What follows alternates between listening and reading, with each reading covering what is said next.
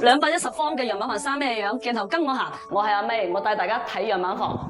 咁呢一間咧就係我哋嘅210方嘅一個樣板房，2間打通嘅210方嘅2代居。呢邊咧就係我哋嘅主廳，呢邊咧就係我哋嘅副廳。因為咧我哋設計叫2代居，所以咧呢邊嘅話咧亦都係2代人居住嘅一個方式。其實我哋每一代人都有每一代人嘅思維嘅。好啦，咁我哋呢個主廳咧，你可以將一部85寸更大嘅電視裝上嚟。咁呢邊咧，作為有我哋主廳嚟計啦，就好似我哋嘅男主人好、女主人好，喺招待朋友嘅時候，同時亦都可以睇到我哋咁靚嘅景。呢邊咧係我哋一個偏廳位置，實質上呢個偏廳嘅位置，你可以做一個大投影又得，做一個大電視係完全冇問題嘅。咁咧呢邊個景依然都係好靚，亦都享受到湖景、山景、高爾夫景，所有嘅景盡收眼底。鏡頭睇過嚟嘅話咧，你會睇到我哋嘅天花其實亦都係降到大概15公分落嚟嘅。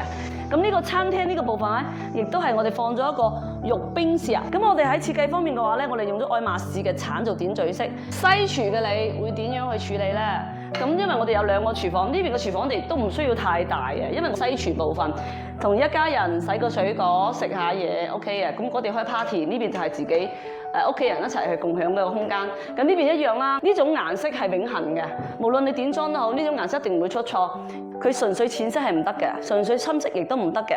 咁我哋用咗勞倫黑金嘅岩板，做咗一個我哋嘅中島，再加埋我哋呢個電視背景牆，中途加咗我哋一個五金，令到佢成個檔次起得更高。睇硬裝到軟裝到整裝，其實幾得前後呼應嘅。咁靚嘅高爾夫景，你會唔會喺度揮兩下咧？雖然我唔識啫，但係你可以嚟教我噶嘛。呢啲正宗係叫做有姿勢冇實際。個主套點樣嚟？我覺得呢度有你心目中想要嘅豪華感。我哋嘅硬裝方面嘅話咧，用咗一個係我哋嘅硬包香檳金拉絲嚟打造出嘅一個氛圍感。咁我哋用咗非對稱嘅手法啦，就比如話我哋嘅硬裝用飾面板 L 過嚟做咗呢邊係一個非對稱嘅做法，而我哋嘅家私軟裝方面亦都做咗個非對稱。咁 OK 啦。咁如果你話豪宅，何為之豪宅？空間感一定係唔可以少嘅。而阿 May 嘅身高1.66米嚟計，呢個位置嘅闊度係絕對係闊落，非常之夠闊嘅。嗱。呢度咧，亦都係我哋一個最好嘅一個景點啦。如果你又瞓喺床頭望住呢個景，我覺得人生都不外如是啫。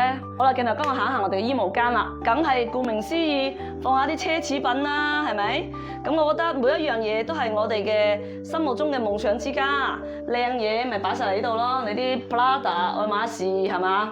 啲奢侈品可以喺晒呢個櫃嘅。咁我哋掛衫方面亦都有好多嘅地方俾你掛衫。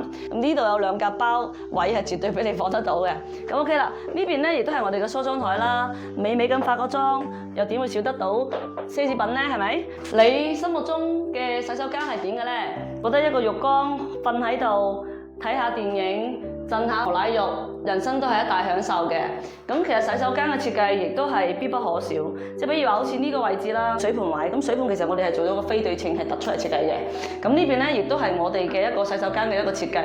OK， 咁鏡頭繼續跟我行啦。咁呢邊咧亦都係我哋頭先叫主套啦，呢度叫副套。什麼叫2代居？我哋叫做同住就不同眠，動靜分開。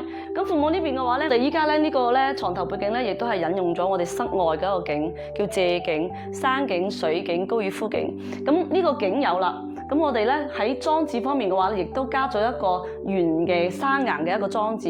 呢個裝置其實我想話俾你知嘅就係話，我希望我哋嘅父母能夠長命百歲、身體健康。咁呢個咧我哋叫佢一輪明月，照亮我哋嘅人生。床咧係正200斤嘅1米8床嚇，呢張床咧係用皮雕做嘅。咁喺軟裝方面嘅話咧，我哋亦都係用咗一個白色、灰色。去點綴翻呢個室內嘅空間。你係咪心目中都有個嘅太空夢咧？如果你屋企有個仔仔，佢哋係咪都會有呢一種咁嘅夢想咧？呢邊咧做咗我哋一個超大型嘅書台，喺度寫作業完全冇問題啦。跟住呢邊嘅話咧，亦都我哋有我哋嘅衣櫃位置。咁呢邊咧亦都可以掛我哋阿仔啲衫。因為有好多人話我屋企又唔想佢咁幼稚。咁呢間房間時間耐咗，阿仔話唔中意呢個主題喎，搣咗個牆紙，又換一個新嘅就 OK 啦。但我哋嘅櫃飾啊，我哋嘅門飾啊，其實係百搭嘅，未來你變成點都係有可能嘅，所以我覺得美觀同實用亦都係同時可以兼顧。咁其實呢個房間，咁我哋為咗配合呢個主題咧，我哋亦都係做咗個波浪形嘅床頭，咁令到呢個房間咧嘅柔和性更強。因為咧，我希望咧每個女仔咧佢都可以擁有自己想要嘅一個房間。咁所以嘅話呢邊嘅話咧，你瞓落嚟都係比較舒服嘅。未來阿女話唔中意粉色，我中意藍色，我中意咩色都得。其實佢係成同大環境啊，同我哋整體嘅大環境分別搭配嘅。其實佢都係用軟裝稍微點綴一下。其實呢個叫豆沙紅，呢個豆沙紅亦都相對嚟計，亦都係比較多女仔中意嘅，佢唔係太粉紅。如果呢間房俾你去做，你會點樣做？但係我會將佢變成一個書房，因為呢度其實係通道嚟嘅。咁我哋呢邊咧將個通道打通咗之後，做咗個開放式嘅書櫃，令到條通道冇咁嘥。呢係第一個。第二個就係話我哋用咗個豬腰型嘅一個書台，令到佢冇咁方正。咁我哋希望父母呢一代，就算係退咗休都好，都可以享受佢應該享受嘅人生。因為佢都好辛苦咁湊大咗我哋，還翻一個豐富嘅人生俾佢都係應該嘅。所以呢邊嘅話咧，我哋做咗個書房。呢個皮雕嘅話咧，做咗個立體皮雕嘅，咁佢做咗個層次感，撞咗個淺灰色嘅牆布，令到佢會更加有層次感。鏡頭前嘅呢個畫，其實佢都係實木雕出嚟嘅，立體感非常之好嘅。你睇下山景、湖景、水景，佢係咪形成一個呼應？所以佢有時候好多軟裝嘅嘢，佢係需要整體去配套。佢係一種思維。佢可以控制大局，可以令到最後嘅結果能夠達到我哋預期嘅效果。所以如果你擁有一間大平層，擁有一間豪宅，擁有一間別墅，不妨可以揾我哋可能有好多新鮮嘅設計會俾到你哋。所以關注我哋一定冇錯。